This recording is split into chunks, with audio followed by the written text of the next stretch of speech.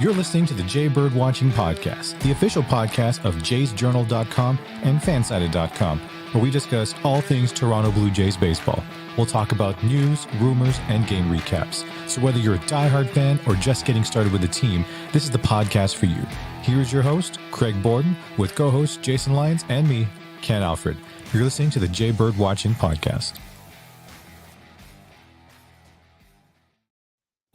Happy Saturday afternoon / Saturday morning, Blue Jays fans. We have a special episode for you today. I know we're right actually in the point where we would be normally gearing up for a spring training game on a Saturday, but we had a nice chat with Dr. Jenna Ross here a few weeks ago, and we wanted to make sure that we gave her a chance to talk with all of you. So here we are, Jay Bird Watching on a Saturday. Ken, with us as again after being out for a few days. You feeling better, buddy?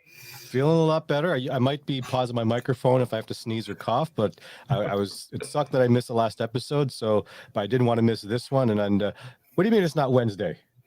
It's not Wednesday. I don't know what time it is anymore. I'm sitting here going, I'm like all dressed up, like I'm going to work, and it's Saturday. It's kind of weird. Well, so anyways, the guest of honor, and the reason we're having a special episode this weekend, Dr. Jenna Ross is with us. And Jenna, hi. And introduce yourself to the Blue Jays fans.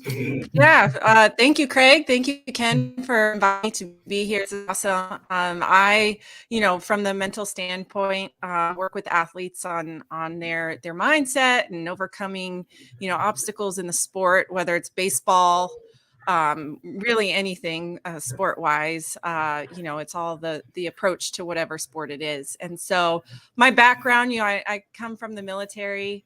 I was a drill sergeant, a medic. And so kind of having an understanding of the pressure of the need to perform and what that's like from that standpoint. But then, my education is a doctorate in sport and performance psychology. So I'm kind of combining the two, bringing some clinical knowledge to it and, helping athletes with obstacles that they're facing mentally. Yeah. And I want to be the first to make sure I say thank you for your service, because 13 years in the military is no short feat. So. Yes. Yeah, it was a good opportunity to face some challenges and really, grow. And at some point you decide to take it a different direction. And that's what I did. And so that's where, I actually found out about performance psychology was in the military, and just fell in love with it. It became my passion. So. Yeah. Well, as we're going to talk about today, the mind is a wonderful and moderately terrible thing all at the same time. So more or less the same reasons why we're going to chit chat today and focus on the mental side of the game, as you put it. And as Blue Jays fans, we see this all the time, and baseball players, and baseball is literally a sport of failure. The best baseball players only, really get it done, especially hitters, literally a third of the time, and they're Hall of Famers. So they're not, if you're batting 250, you're actually a mediocre everyday baseball player at the major league level. And how do you get to those next levels is where we're going to talk a little bit too. And I'd be curious to hear your thoughts on that. If you were one of the ones that was trying to take that next step, it might not be a physical ability that might be actually holding you up, Dr. Ross, correct? Yes, that's absolutely right. I think it's so important. It's becoming more and more common, I think, to introduce mental performance training, but it's still something that is fairly new to a lot of athletes. Obviously, at the Blue Jays level, they have that. Professional levels typically have somebody that comes in and trains them. I think they've only actually officially had somebody the last 5 years. I think it's been relatively new at the major league level at their performance center that they have in their spring training complex in Dunedin, Florida. I would say that was probably more normal, but to your point, up and coming. Yeah, definitely up and coming. And so that's what it's really all about, is like, it just needs to become I think a normal part of the sport, just like you train physically and you go, to the weight room and train to get stronger physically. Well, we need to start doing that mentally. And I think that's what stops a lot of players from being good to being great. Like just that mindset and what that is like, especially in the sport of baseball. Like you said, Craig, where it's a game of failure. And if you think about it, 2 out of 3 times you fail. So your response to those failures is really where it's at. It's not your success. It's how do you respond to those failures? No, Yeah. it makes perfect sense. Could I jump in there, Craig, actually? Go ahead, Ken. Perfect. So Dr. Ross, I mean, let's even backtrack even a bit further. So what is this whole stigma of people going to a sports psychologist? Because I think some people might be afraid of that, thinking that, am I not strong mentally? Is that's when I have to start going? And talk about what you actually can do for, athletes, and even, I guess in this case, sometimes with parents of athletes. Yes, there is a stigma, and I think we're slowly breaking down the walls of that stigma. But it's the idea that it's you're going to see a psych guru or a psychiatrist, or just kind of the idea that something's wrong with you if you have to go see somebody. And the reality, I think, is that as we know, we all have issues, and so Not me. it's Not me. I'm kidding. right. The family motto for me has always been no brains, no headaches. So I guess we're a little bit all right. Exactly. A little bit. So it's just kind of, I think, normalizing the fact that like we could all use somebody that can help us get past where we're at right now, and in whatever we're going through, to whatever extent that is. And so encouraging athletes, and that's a lot of what I do, is it's mental performance training. So it's preventative. Like that's my hope, is that it's not going to lead to, you going down the road of a mental health crisis later on because you don't have the skills. Like if we can give you the skills before then and strengthen you beforehand, then, you're going to be less likely to experience all these, mental health problems that we do see.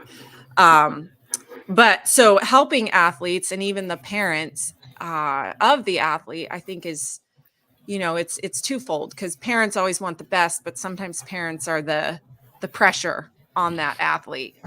And so you can be that kind of neutral. Funny enough, seen that as Blue Jays fans, because there's been a few too many parents that have been involved. And then 3 of our best players on the team right now actually are sons of Major League Hall of Famers. So no pressure for them. I can see where no pressure at all from the parents ever. Right? Like for that kid to grow up, that's a lot of, they feel that they got to walk in those shoes too. So but I think it's really about like bringing it back to the fact that you can be that neutral third party for that athlete to come to, and you're not the coach. A lot of athletes don't want to come and talk to the coach because of fear of, what will it mean for me to play? And will that take me out of the game? Right. And so there's all these thoughts and fears about having, talking to somebody about your problems, is like, well, what if they say I can't play, And so I think it's being that neutral kind of third party. It's not a parent. You're not a coach. You can objectively look at what they're going through and then give them, here's some tools to help them. So. Yeah. And that's, I think, the biggest part right there too, is because it is tools. It's not one fix fits all. And I think that's what I always hear with a lot of people talking about mental health and seeking out help and everything. Sometimes they get shoehorned into, no, you just got to do this. And that is pretty much the worst thing you really could be telling everybody. And then especially hearing from your peers and stuff, something that works for you might not necessarily work for the other person. Yes, absolutely. I always say there's like it's not a cookie cutter approach. Like it's talking to them and finding out, it's both an art and a science, and combining kind of the two. And, in baseball, just the nature of baseball, I think, is you have that space to be in your head. Like there's not something those pauses and things like that. Yeah. Not, it's not like the game of basketball where you're going back and forth, or the game of football and it's like constantly go, go, go. It's like you make a play and then there's space and you wait. And what happens in that space? Do I go in my head and think about the last play that I just did? Or, am I able to kind of carry on and push forward in where I am presently now? So I think it's the nature of baseball too, is it's unique. And so you talk about what approach you're going to take. It can't be cookie cutter because every sport is different. Yeah, and sorry to jump in on that as well, is that I used to be a personal trainer back in the day, and I was actually, one of my clients before was a soccer player who played on the last World Cup team in Canada. But we were talking about golf for some reason, right? So we're talking about golf, and he says, "Ken, you know one of the most frustrating things about golf?" I said, "No, what is it?" He's like, unlike any other sport, you're either trying to keep the ball away from someone or someone's trying to take the ball away from you. In golf, the ball is standing right there. Nothing else is trying to take it out. So it's literally a mental game that, it should be simple, right? Because it's there, but hit the ball, done. You just hit the ball, right? So it is true, like almost in every different sport. I think what we're trying to give listeners too is that we're not trying to say use one strategy that you're going to use for your child or for yourself or anything like that, but just what are things that maybe we can try to help with and not make things worse, especially because obviously we can't have Dr. Ross be there to counsel all of our kids' players every single game in between innings and all that sort of stuff, right? Because I don't think Dr. Jenna has that much time. So it's like whatever. Or you're going to have a hell of a wallet, one of the others. Yeah. Maybe she can. Yeah, let's go. Take that. No, but I think you're right, Ken, is that like it has to be unique, and you learn a lot when you talk to people and you talk to the player and find out what they're experiencing. And some of the clients I have now are baseball athletes, and a common theme for that sport is like confidence. It's like the moment they make a mistake, their confidence goes out the window, and then they're stuck in their head and they're in this feedback loop. And so you may see common themes in certain sports, but you still got to be able to like kind of pick out and pick the key words that they're telling you, and really, what is it that you need? What is it that they need that is specific to them? And then too, right, it's not going to happen in the middle of a game, right? Like when you show up to game time, you should have the tools already ready to go. I'm not going to be able to like interject in game time, because that's like the worst time, right? Yeah, at that point, you're playing with the plan and whatever it might be. At that point, that's hopefully up to the manager to just figure out how to get the best out of their player at that point, which, in my opinion, is just as much of a assistant to this whole process on that kind of thing. Is the best coaches usually know how to get the best out of their players. So I think we finally had that coach for the Blue Jays this year, though, Ken, just saying. Hope so. Dr. Ross, I don't know if you know, but the Toronto Blue Jays current manager actually was a Toronto Blue Jays catcher way back when, but never got all the way up to through the majors, couldn't perform and had some injuries. And then he's like, you know what? I'm going to give coaching a shot. He has went all the way through the Blue Jays minor league system, whatever it might be, and gotten all the way to the manager spot. And this is his first full year this year. So he's been with these guys growing up as a coach with all these current players, which, to your point, might be the right voice for the on-field general kind of person. So, yeah, that's so important. Like he has that experience and that knowledge with them. I think that brings a lot of credibility too, like, and that's a part of in what I do is like, you got to build that rapport with somebody, and you really have to kind of understand, and they have to understand you, and you can't just go in, Joe Schmo off the street and try to make a difference. It takes building that rapport, building that trust with them. And, if the general manager has that's a good foundation, and then you can just go up from there. Yeah. So you mentioned something a minute ago that I was going to bring up, but we kind of went down the path a little bit here already anyway. When they do have somebody that slips an on the field moment that maybe, like you said, is just a snowball effect all of a sudden, and now it's a giant, brick of a snowball rolling down the hill. In baseball, it's called the yips. And you get to that point where maybe you were and one of the guys most recently in baseball history period was this guy who played for the New York Yankees named Chuck Knobloch, who all of a sudden famously couldn't throw the ball from second to first base. Like he would make all the amazing plays, but that one just being able to all of a sudden get it to first base, that mental piece just lost it. There's another famous pitcher for the St. Louis Cardinals named Rick Ankiel, was the rookie sensation of all pitchers. Gets to the first playoff game, and for some reason the Cardinals threw him out there in the first playoff game that year. and he couldn't throw the ball across the plate, and it ruined his career. He had to come back 2-3 years later as an outfielder. He couldn't pitch anymore. Those back then, this whole conversation that we are talking about here with mental health in the game was probably not taking anywhere, because this is in that 10-15 year ago ballpark. How do you, I know we were talking about having the right tools and setting up somebody. If you were in those situations, what are the kind of things that you try to seek out for that individual to possibly get them around those pieces? I almost think that they're really putting you on the spot. No, it's good, because it's the reality of the sport. And I think that with something like those situations is like, there's this fear, and people want to avoid kind of like even talking about it, because like you said, it changed his whole career. So what they do is then they stuff it and they push it back, and they keep trying to avoid that, like, I'm having this difficulty, and all that does is make that difficulty grow. It Correct. Escalates and in we their literally head. saw it happen on the field with those two guys, because it just kept getting worse to the point where it was almost unbearable to watch, and you feel for them at the same time. Yeah, and it really is. It's like a block, right? But it's blocking them mechanically from executing. And so them avoiding it is making it worse. And so I think the first step is, you're in the way that you approach it is important. You're not just going to go straight in and like, hey, let's bring this out in the open, right? Because obviously they're dealing with it. But hey, like, let's talk about this.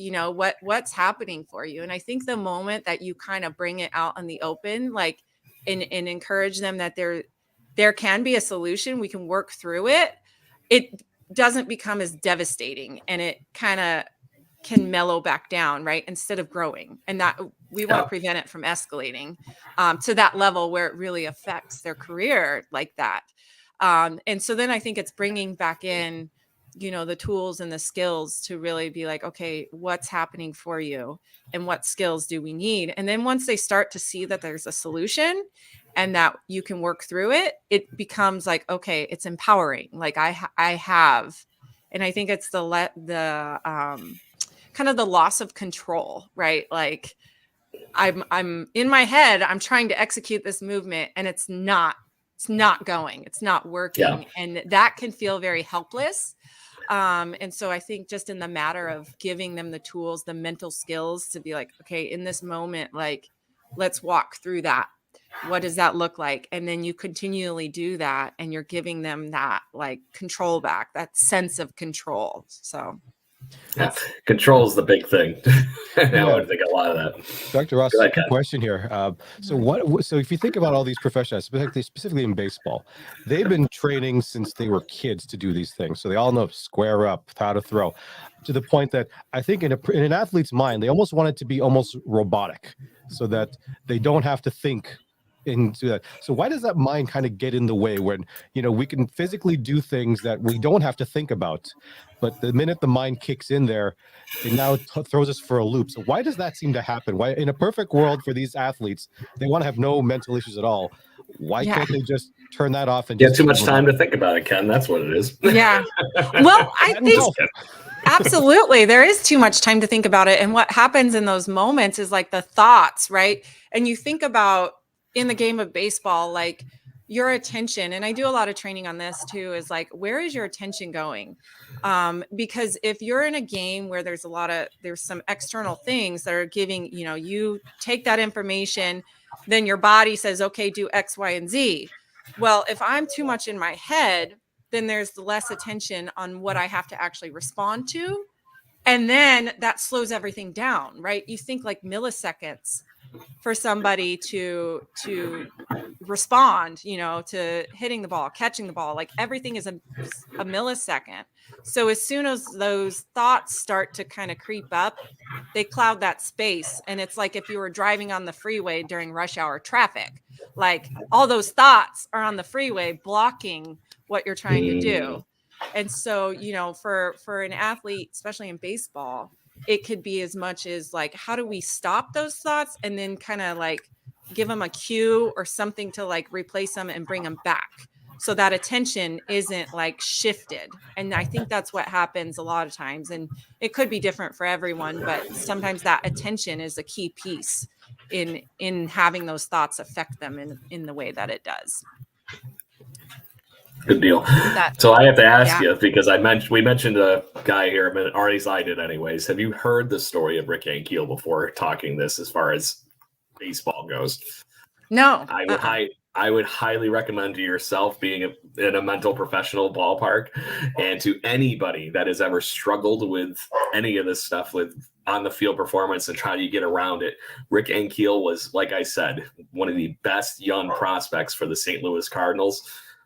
Got up to the majors in no time at all. To your point, had nothing but crazy levels of confidence because he had just been mowing over, hitters at every level. Gets through a major league season, gets to the playoffs, and just never was the same. They tried to get him going for like another 2-3 seasons after that. He just couldn't find the plate consistently. He ends up getting cut, gets some help, gets back on training, and then he actually, like I said, a really good story where he turned it all the way around, got all the way back up to the major leagues again as an outfielder. And Ken, I believe he even played against the Blue Jays in 2015 in that postseason game against us. So wow. He got back to the postseason and performed. So literally did the whole circle where you're hoping to accomplish by getting through this mental health stuff. So it's a very interesting story, and I highly recommend it. And I even want to say ESPN might have done a 30 for 30 on him as that in general too. So wow. Unfortunately, that's the worst case scenario with the turning a frown over or upside down at the same time. So it's a good story. But anyways, I just had to ask that because I didn't know if you had heard that one or not. So, but those are all the things that players are dealing with on an all day, everyday basis. And right now it is that other time of year, they're gearing up for a 162 game season. As Blue Jays players, they're also gearing up for a highly anticipated good season at the same time. No pressure.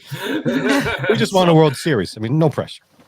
We just, we need another one. We haven't seen we barely seen the playoffs since, and we haven't seen a championship win since 1993 as Blue Jays fans. So it's that trying to get over it. And this is easily the best team that we've had collectively in talent for a very long time.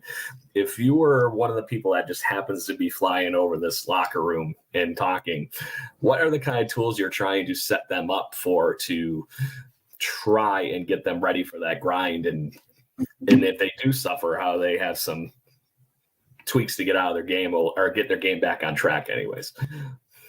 Yeah, that's a long, you look at all the stories. Yeah. And it's really, that's a long and you have to be prepared. Number one, to go for the long haul, I think is like, that's endurance, right? It's not just like, football season where you have a whole week in between each game. Like it's back to back to back to back. And you have to be mentally prepared to come back from maybe a game that you just played less than 24 hours ago. That was a bad performance. So I think it's like mentally kind of having a game plan for number one, performance setbacks and kind of when you make a mistake, like we talked about, baseball is 2 out of 3 times, you're failing. And so what do I do? So having a routine for that, like, here's what I'm going to do in those moments. If I had a bad game, like, how do I reset myself mentally for that next game and start back over again? I love that, because I even knowing that even a little bit of athlete I was over through college and everything like that, playing baseball, shocking. That was what the process was. The game's over, good or bad. What do you do to get back on your game? Yeah. Playing your favorite video game with a friend or whatever it might be, going to the weight room, knocking it out, doing what you want, right? So that routine, though, I can see being very important. Yeah. And I think every athlete kind of has a unique opportunity to develop their own routine, and maybe at post game, right? I always encourage athletes too, to have a performance journal where you keep track of what's happening. Because it's just like if you were going to, want to lose 10 pounds, you got to track your nutrition. You can't just willy-nilly throw whatever in your body and then expect results. Like, same mentally, you got to be able to track, what are my thoughts that's happening? What was my performance? What were my stats? Like, can I correlate my stats to mentally where I was? And then that gives you the chance to repeat it and become consistent. Once you know what the contributing factors were to your success, like, how do I recreate that? And then you become a little bit more consistent. And yeah, it's a mental routine warming up. It's a mental routine during the game. It's a mental routine post game. And I think the combination of that, is going to prepare you for that long haul. Yeah, I mean, it's funny. You talk about routines, Dr. Ross, and I remember my limited athletic abilities when I used to play hockey before, and other different sports. Is that how the evolution of routines were? Because before we would just sit down on the bench, wait for our coach to give us a little bit of a pep talk, and then we go. Get in there. And then just get in there. So I'll say, we're going to run these plays and all this sort of stuff. But then I noticed when I became more of a trainer and working with athletes as well, I noticed that they have this mode now when they're, before the game starts, almost like they got headphones on and they're just being very quiet, listening to music, whatever gets them hype. And so they can just focus on what they're going to do. And that was something I never even thought about. Well, first off, when I had it, we would just have a Walkman, and the tape would get stuck, so then I would be no point to it. So that's why we don't do that back then, right? But or a CD would skip 3,000 times and you have nothing but scratches on it, whatever it might be. Yep. But it's just so interesting. So the importance of a routine is I know without knowing every single athlete in the world that you could possibly help, is routine basically one of the first or one of the steps that a player or a parent can help their athlete proceed through something like this, whether when they're going through tough times in the sport? Yeah. So absolutely. So it's kind of, there's two key points to that, to having a routine, is that number one, you're kind of priming your body. Your brain and your body are syncing up about like, hey, what's going to happen next, right? And it's kind of like that. I don't know if you guys follow any psychology, like Pavlov's dogs, right? Where they bring out the food and the dogs start salivating. Like it becomes a conditioned response. So for an athlete to have a routine, it's like, okay, now my body is primed, my brain is primed. So I'm not waiting until I'm 10 minutes into the game or 20 minutes into the game to suddenly snap into it. I'm ready when I step on that field. And then the other thing is it brings a sense of consistency. Like, you've all heard the term flow or being in the zone. And so that's the point of a routine, is like, it's going to help that athlete get in their zone. So like, Ken, you said you see them with their headphones on, listening to music, getting hyped up. And that's because that's the zone they need to be in. And you either have some athletes that are like, I want to be up here, like hyped up, energized, ready, pumped up. Other athletes want to be more chill, more calm.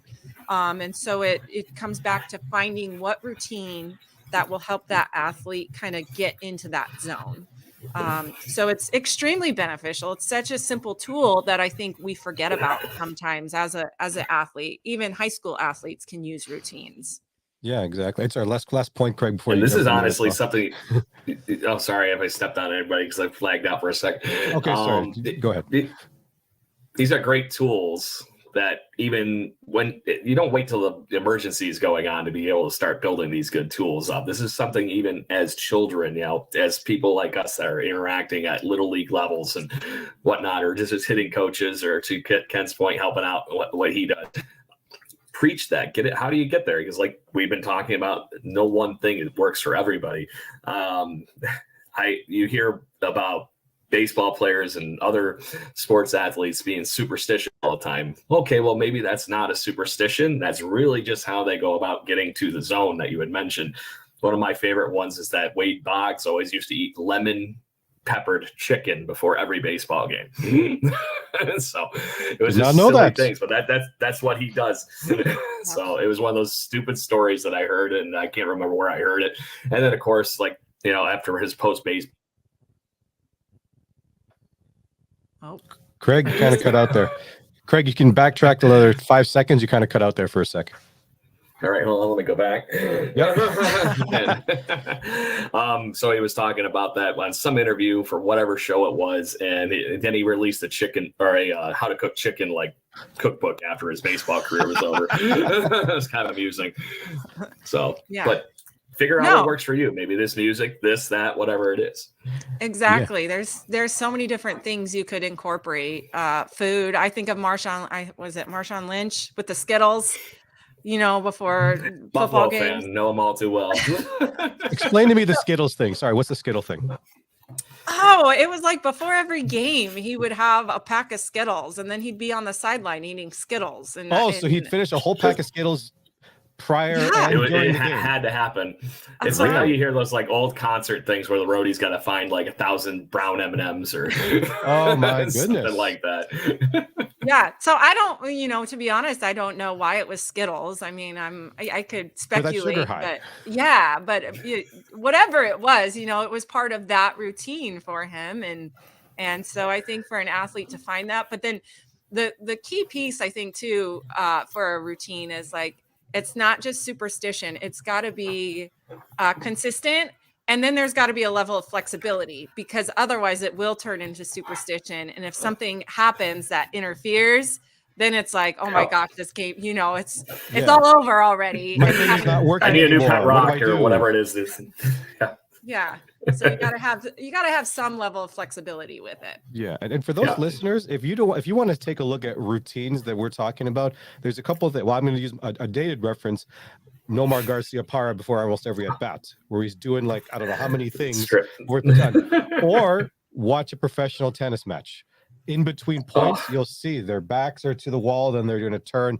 And I know we mentioned this a few weeks ago with Novak Djokovic. I know this is not a tennis podcast, but they now have a stat where how many times he bounces the tennis ball before he actually serves it.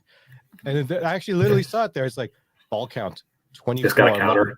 Why does that matter? But for some reason, and there was no rhyme or reason of how many ball bounces he would do. I guess he would just do enough to the point of, okay, I'm ready to serve. But that might be thrown into the monkey wrench now, because now in tennis they have almost like a counter between you have to start the next point within like a shot clock, so to speak, like they have with a pitching clock. Well, that's where we actually, with baseball, and I'd be curious of what your opinion of this whole thing. There's a Blue Jay, a pitcher this year and last year named Yusei Kikuchi, and last year he came to the Blue Jays as a free agent, and he had an amazing beginning of the season for the Seattle Mariners, but then kind of had a little bit of a regression through the second half of the year, and they were always speculating he was hurt and this, that, whatever it might have been at the time. Came into being a Blue Jay last year, and it just looked like he had all the talent in the world, but he had something maybe that wasn't working. So this year, exactly, it was very ups and downs like a roller coaster. This year, they institute the pitch clock at the major league level and a hitter's clock. So they got to get into the batter's box. They have to hurry up and pitch. It's to what we were talking about earlier, trying to take some of that lull out of the game where you can get in your own head. He has been in something incredible to watch this spring. And I wonder if it's this thing that we were talking about a minute ago. He just doesn't have time to think about it. He just gets up there, rifles it to the plate, and boom. So it's the opposite of the routine. You took away the well, and that could be why, if somebody has a routine and they're going to bounce the ball 24 times, like that's going to take up so much time, and we don't have time for that. But and the flip side of that is like, you do have to kind of continue that flow. And so if that routine is too slow, then it's not going to be beneficial for you. It's like, you got to be able to kind of continue that pace. And so it's not, getting you too much in your head. And that could be a problem with maybe why they've had to incorporate these time clocks on things. Mm-hmm. I want to talk specifically a little bit to the little league level and things like that. So you building up good traits for your mental game before going along with, but I did want to ask, as far as before we go too far down, is there things that what tools could parents be preaching to their children along with a routine here, or just coaches that's trying to build up good things before you? Because like I said, at the little league level, there shouldn't be a ton of stress, but it seems like there is enough, especially once they get into that quasi going toward teenager years and stuff like that. All of a sudden seems like it's a lot. And we've had stories of children having a really hard time once they get to those ages. And I think a lot of that's just not knowing and not talking and not prepping up to that point. Yeah, I just did a presentation, you may have seen this, Craig. I think you did. You mentioned it. I know why I went this avenue a little yeah. bit. Building resilience in the youth athlete, I think, is a key piece to their long-term success. But also on top of that is at the age, little league, right? A lot of times it's the parents that get the child involved. And then at some point, that child decides, I really like this sport. Like maybe I'm good at it. I really like it. I'm going to continue. And then it kind of becomes their own. And so I think it's in those things. It's like building for that athlete. Why do they want to play the game? Not why their parents are having them play the game. Why do you want to keep playing the game? What do you love? Because it's really that passion and that love for that game that's going to keep them going in it, versus the parent preaching, well, you should do this, you should do that. It has to be driven and initiated by the child, by that athlete. But you can help facilitate that for sure. Yeah. So go ahead, Craig. As a guy that was an umpire for a million years, I saw too many kids that were being forced into baseball. So I completely agree with where you're going. And ironically, my daughter has never set foot on a baseball field, and I'm a complete fanatic. So just to give you that, I've been very, very good. Yeah. She likes going to the batting cages as a hobby and goofing around, but she doesn't need to play the sport, and I get it completely.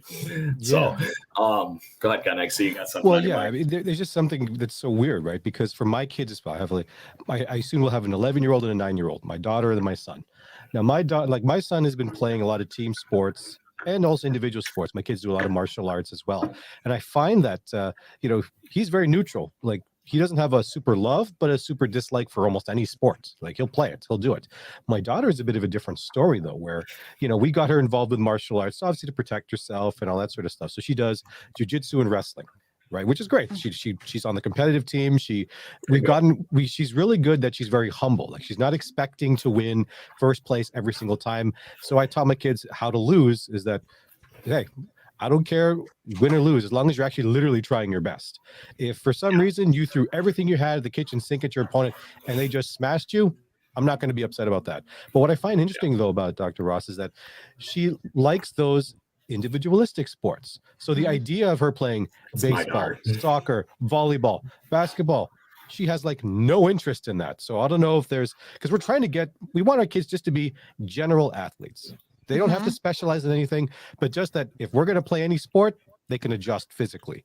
But have you seen some athletes like that where, like say they're being forced to play baseball or they're forced to do an individual sport, but they really want to be doing a team sport?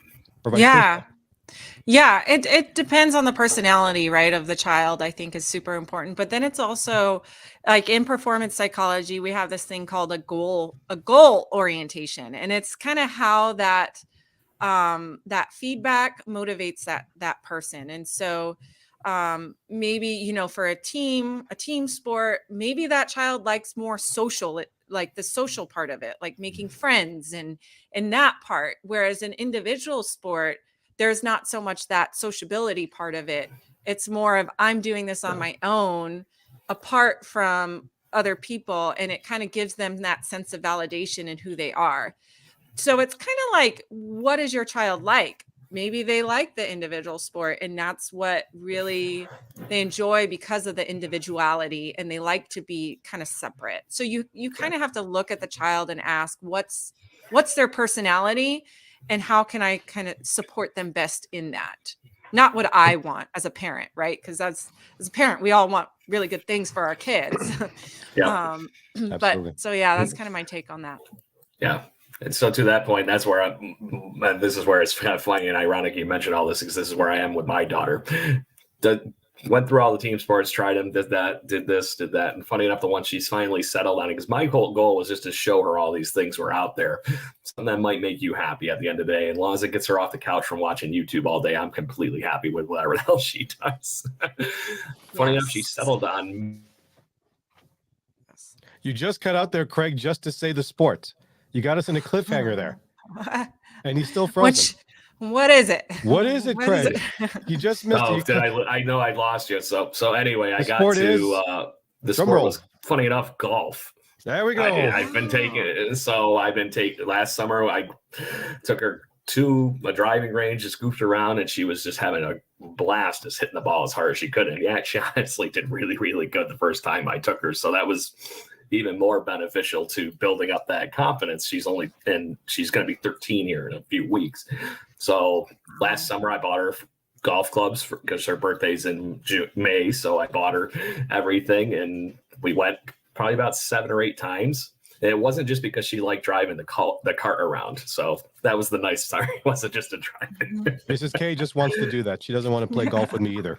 My wife just wants to drive the cart. my wife ended up doing that same thing, just drove the cart while we went one time. Yeah.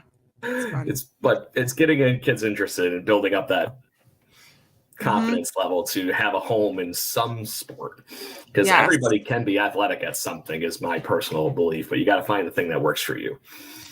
Yeah. And what I think it's really teaching to the child through the sports is what's more important is it's a environment in which you can learn life skills. And the skills you learn in sports as a child is, how to be a good team player, like how to respect authority, how to be disciplined, how to, work hard. So it's facilitating all of that. So whatever sport it is, it's like, okay, we're looking at kind of the characteristics and quality traits that we're trying to build in the child, not necessarily how good they are at the sport. So I think if you shift kind of that direction towards building all of those qualities, like it becomes way more beneficial than if you're like concerned about them winning games or, their statistics as, a 10-year-old, right? So can I ask you just a general question, Dr. Ross? Sorry, Craig. Go ahead. I was actually going to be nice and let you ask a bunch of questions now too, anyways, perfect. Before I let Jen run whatever part she wants to run with to finish the hour here. Yeah. So let me ask you this then, Dr. Ross. So what should a parent of a child expect? Should they start considering or really going to a sports psychologist like yourself? Like, obviously, you can't speak for all of sports psychologists. Everyone's kind of different. But generally, what should they be expecting? Obviously, we know it's not going to be a quick fix, but what should they expect a psychologist like yourself and a child be kind of discussing when they start going to this? Yeah. So I always kind of recommend, for a child to be usually around the age of 12. Simply because to understand some of the concepts that we're talking about, like you have to have a certain level of comprehension. So younger than that, I think you can do it on more of an informal level, kind of as the parent, building some of those key pieces of resilience and mental toughness. But when they come to me and work with me, it's very directed. And so it might be like, hey, let's kind of prioritize where we want to start. Maybe we want to start with building your confidence, and then we would work on, in sessions together, work on key factors of building that individual's confidence, and then giving them the opportunity to go out and practice these things and really kind of concrete down that part of their brain as, a adolescent or a teen athlete. Like those things in their brain are being formed like at that age. And so that's why it's, I think, so critical is like the younger you start, the better, because then they don't form these bad habits and it doesn't become this thing that we now have to like rip up and replace. It's something that is like a fresh slate and we can give them the skills and the tools. So Ken, I don't know if that answers your question, but again, it's going to be unique. And really focusing on what does that athlete need. Yeah, I think generally to know that it's okay to go to a psychologist. I think, like you said, this goes backtrack to the beginning where some athletes might feel like, oh, my weak talking to somebody, right? Why don't I have enough mental strength to just push through this little struggle that I'm having? That they see it as a sign of weakness, which I think nowadays we can all agree that no, it's actually a strength for it, right? So you can try to do it yourself if you can, but if you actually have an expert like yourself and other support resources that can really help you get past it, you're going to probably perform a lot better in the future. Oh, yeah. Yeah. And in thinking of it as like, okay, it's mental skills. So just like I train, like I don't have a problem going to the gym and training, for a certain, if I'm a pitcher and I want to become stronger in a certain area, like training for that. So why do I have such a problem training my mental skills? Like if we could just kind of equate the two and realize that it's only going to take you from here to up here. Like if anything, Correct. it's increasing your ability. And starting at a younger age is even better. Yeah. And to that point, I'm a big contributor on what you were mentioning as far as making sure bad habits don't creep in, especially at the ages we were just talking about early on, because that can be just as detrimental to somebody's development period on any level, not just sports level, to ensure that they're heading down the right path. And I, as parents, I hope I'm setting my daughter up with that at least. And to your point, Ken, I think just making sure that you do know that you can go, make sure, to both of your points, this is a tool that you could be using to better yourself. Make sure you find help, get help, do all these wonderful things. It's a muscle, just like we were mentioning. You've got to have a different way of lifting, right? It's not physically lifting. It's having the right exercises for your brain just as much as anything else. Yes, absolutely. And it's giving them, tools. It's not just, hey, let's go talk about our background and what I'm feeling. Like, what are you feeling today? No, it's like, I'm going to give you tools that are not just going to help you in the sport, but they're going to help you in life too. It's the skills of mental toughness and how do you be focused in challenging situations, right? So it kind of correlates. And I think for parents to see that is super important. Like, you're not just worried about the sport here and now, you're setting them up for success when they move off to college, when they start in their career, and it goes beyond that. League softball or volleyball or whatever you end up playing down the line with your friends. It's to make sure that you have that, like you said, that's good social atmosphere and everything, along with all these mental pieces that do carry over into every bit of your life beyond the field. Mm-hmm. So Dr. Ross, how would you, I guess I'm trying to word this question very carefully, because obviously, for a lot of sports, at the end of the day, it's competition. And there are some kids that they just don't like to compete at all. They enjoy playing the sport, but the idea of getting that competitiveness, like, and I'll give a quick example. My wife, Mrs. K, she is a really good athlete, right? Like she plays tennis. She can probably beat me. And same, she's doing jiu-jitsu right now. She can still probably beat me, but no matter what, she never wants to actually compete to do it, whether it's whatever level, even she's okay beating me up, of course, in any of those sports, but to say, why don't you go and sign up for, let's say, a tournament or a competition? She's like, no, I don't like that. Good. Yeah. So is there something, do you feel like, does everyone need to compete, or is it actually okay for some people to just say, you know what, I just enjoy the physicality of, let's say, the exercises and the skills development, but I don't know if I really want to compete. Yeah. I think it's what's underneath that, like asking yourself, is it, not to say this is your wife, but like a fear of failure if I compete and I don't do well. And so that'll keep a lot of people from actually being in a high pressure situation, is they fear what that means to who they are as a person, and especially for, younger athletes, sometimes that's the case, is I don't want to put myself out there for fear of what other people will think of me or what it will mean for me. But I would say being in a competition or being challenged in that way can only make you grow, right? If you fail, if you lose, that's an opportunity for you to learn. If you succeed, that only builds your confidence. So either way, it's a win-win. So kind of having that mindset. But there are people like that don't really like to be in high pressure situations. So I don't know if that makes sense. I could give you the example. When I was a young kid, I played drums since I was 10, but I didn't like being in front of people playing my drums. That was my safe spot. And then, eventually got to high school, college, playing and, got everything. But that early part, I had no interest. I was like, nope. This is my thing. Don't care about everybody else. So it could be something as simple as that. Having your, kind of like what we were talking about, that's something you can retreat to, your routine, what you can do in your own personal time kind of thing too. So. Absolutely. So Dr. Ross, we are getting near the top or the end of the hour here, and I didn't want to keep you for your whole morning. I know you've been just doing some teaching, lecturing, presentations, all these kind of things. Is there anything from those topics that you've been discussing lately that you would like to, bring up this afternoon? And we lost her.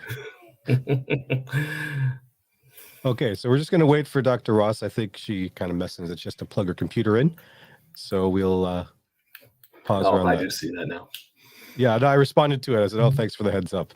But and as far as that, Blue Jays fans or anybody that happens to be listening to us on social media, I've been seeing some comments roll in. If you have any questions before we wrap up here with Dr. Ross, please make sure you have them sent our way so we can make sure we ask her.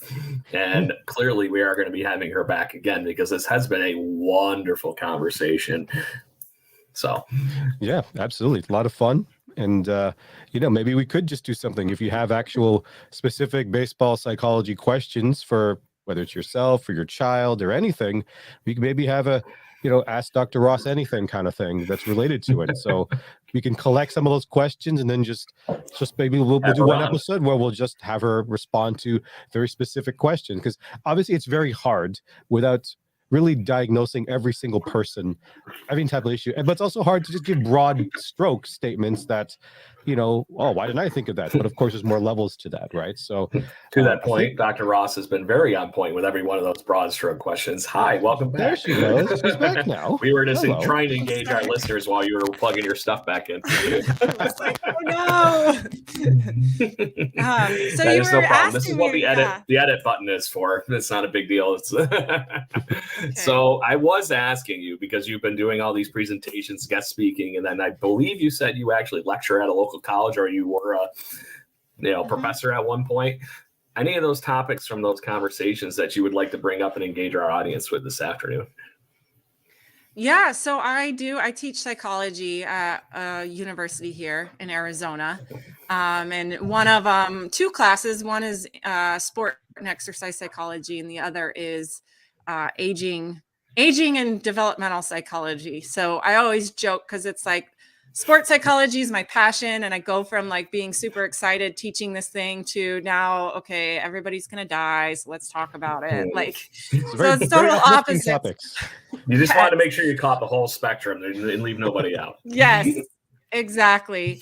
But from all of that, I would say, you don't even have to be an athlete to want to train mental performance. Like, mental skills is something that bleeds into every area of your life, whether you're, a student and, just trying to get things done and do papers and homework and everything. And so it can really help you just beyond what you probably realize. And I always like to encourage people that, like, you don't even know what potential is there until you start kind of peeling back the layers and realizing like you're capable of so much more. And so oftentimes I think in our own lives, we kind of just settle for this is the way it is. And this is okay to just feel this way all the time. And it's like, no, like I want you to know, like, there's so much more that you're capable of if you would apply yourself. And I think that's what it is mental skills is giving you that ability to apply yourself. And how do we do that? We build your mental skills and your mental performance ability. Nice. That's awesome. So in addition to finding you on renewperformance.org, which is your personal website and your own business, along with, I want to make sure that all the fans that are watching the show, and we've had some great feedback I was mentioning while you were plugging your computer back in. So I've gotten you at least one new LinkedIn follower during this whole thing, so I made sure you went that direction. Gotcha. Gotcha. This is what I consider the shameless self-promoting bit of the show. So this is your moment to shine. Tell everybody on the show where they can find you, your work, in addition to obviously possibly being back here again, which would be almost a question at this point. Yeah. So that is my website, what you shared, Craig, renewperformance.org. You can find me on Instagram at RenewMindBody. I am on Twitter also at RenewMindBody, but I don't quite go on Twitter as much. So mostly Instagram. You can find some of my work on there. And then my podcast. So like I was telling you guys earlier, you and Ken, about my podcast I do. It's called Get Your Head in the Game, and it's on YouTube. Awesome. And yeah, and it's, you know, I named it that because of the irony in it is like the more we tell people to get your head in the game, the more they make mistakes. So how do we like have our head in the game but not have our head in the game? So yeah, we talk on it on all things mindset, mental health, and sports, and bringing in different athletes, and just talk about their journey and what they've gone through, how they've overcome. So yeah, there's my podcast, and then I'm on LinkedIn, like you mentioned. Yeah, that's where you find me. I do a lot of team stuff, group stuff, but also individual work as well. There you go, which is one of the many reasons we started chit-chatting here after I saw you just happened to some reason liked our show. So I was like, oh, I got to get her here. I thought it was kind of fun that you mentioned that the name of your show is Get Your Head in the Game. And I don't know if you've seen on Instagram, there's this dad video of his kid teaching him playing T-ball like level, and the kid's maybe 2 or 3 years old. He tells him to keep his eye on the ball, just like every parent does when they're teaching their kid baseball. The kid literally takes his eye and sticks it right to the baseball on the tee. I'm like, there's no better way of saying that. The kid did exactly what he was asked to do. He put his eye right on the ball. So I don't know why that video popped into my head when you mentioned that. So maybe it's because my dad yelled at me too many times when I was standing in left field about getting my head in the game. So Blue Jays fans, there's been another wonderful episode here. Dr. Jenna Ross, do you have anything else you would like to mention before we wrap things up? No, thank you guys. This has been fun. We will definitely be talking again and making something out of this because this was a really fun conversation. Absolutely. Yeah. So, yeah, Ken, sure. Anything for you? No, nothing for me. I guess we'll talk a little bit after the show, but yeah, it was a Just great glad conversation. To see you back in the sunshine. Yeah. Yes, even though it's not very sunny right now, but yes. Good deal. All right, Blue Jays fans. So we have today's special episode with Dr. Jenna Ross talking about the mental parts of the game. Make sure you listen in on wherever you get your podcasting pleasures for if you happen to miss this live show. And we do have live shows every Wednesday evening at 7 o'clock Eastern time. Make sure you tune in and actually join the conversation with us. We see all your wonderful messages that you send us on YouTube, LinkedIn, wherever it might be you're watching. Also, make sure you listen to us on Spotify, Google Podcasts, wherever you can get those from. And we are the official podcast of jaysjournal.com, part of Fansided. And Dr. Ross, thank you very much again for your visit, and we will talk soon. And Ken, I don't think we would normally, what we end this show with, Dr. Ross, I forgot to warn you, is it's a Blue Jays mantra that started when we finally got good again in 2020-ish. It's ending with 2 claps and a Ric Flair. Woo! So 1, 2, 3. Oh, Woo! Let's go, Blue Jays. woo! There we go. We got a new fan. Thank you for That's listening awesome. to the I'm Jay rooting Bird for them. Watching Let's Podcast. go. Please follow us on Facebook, Instagram, Twitter, Twitch at BirdwatchingGC, and our YouTube channel. If you want to support the show and get extra content, please consider donating to our Patreon at patreon.com/birdwatchinggc. Go Jays, go.